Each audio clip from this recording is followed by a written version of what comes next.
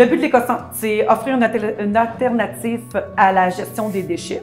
Donc, nous, ce qu'on veut faire, c'est, comme on disait tantôt, éviter que les déchets se retrouvent à l'enfouissement parce que je vous dirais, par expérience, depuis 5 ans, il y a quand même les gens qui arrivent avec des sacs à poubelle remplis et 90 % de ce qu'il y a dedans, c'est recyclable. On va retrouver du carton, du métal, du bois. C'est pour ça que quand les gens viennent à notre éco-centre, on prend le temps avec un client pour lui montrer.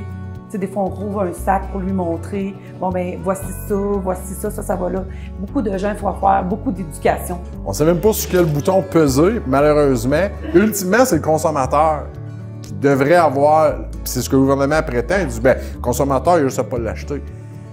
C'est très difficile parce que moi-même, si j'achetais avant, je sais pas, des noix dans un plat en plastique qui était empilable un sur l'autre, c'était recyclable, ça. Mais aujourd'hui, on a toujours des fameux sacs autoportants. Hein? Je pense que c'est ça. Puis tous les sacs autoportants ne sont pas recyclables. Ils sont réutilisables. Ils sont réutilisables, mais pas recyclables. Puis recyclable, encore là, réutilisable, encore là, ça dépend ce qu'il y a eu peut-être dedans, parce qu'il y a peut-être des odeurs qui vont s'imprégner. Puis ça, c'est une nouveauté dans l'écosystème des déchets. Là. Puis ces sacs-là n'existaient pas, il y a 10 ans. C'est rentré, là. Parce que ça coûte peut-être moins cher à produire, c'est peut-être un enjeu de disposition dans le coût de transport. Là, il y a tous les autres facteurs qui vont rentrer en ligne de compte.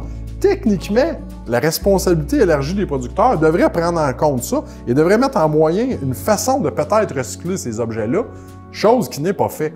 Des multimatières, ça ne se recycle pas. Un sac de papier, ça se recycle très bien. Un sac de plastique, une sorte de plastique, ça se recycle très bien. Du moment qu'on a des diverses couches pour protéger les aliments à l'intérieur, ça ne se recycle pas. Si moi, vous mettez tout votre compost dans votre bac de poubelle, je vais ramasser ça, je m'en vais envoyer ça à l'enfouissement, je paye pour votre compost qui, techniquement, me reviendrait quasiment sous forme de produits intéressants. Mais des matières organiques, là, qu'est-ce qu'il y a là-dedans? C'est humide, hein? Bien, il y a beaucoup d'eau. Payer 102$ la tonne pour en enfouir de l'eau, c'est-tu rentable comme opération?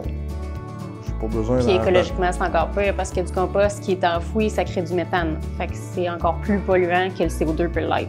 Oui. C'est une des pires, un des pires déchets qu'on peut mettre au C'est le pire, c'est clair. Bien, les produits chimiques seraient peut-être encore pires, si on parle de mercure ou de tout produit chimique à l'enfouissement, mais le compost, c'est la matière à sortir des sites d'enfouissement parce que c'est une catastrophe.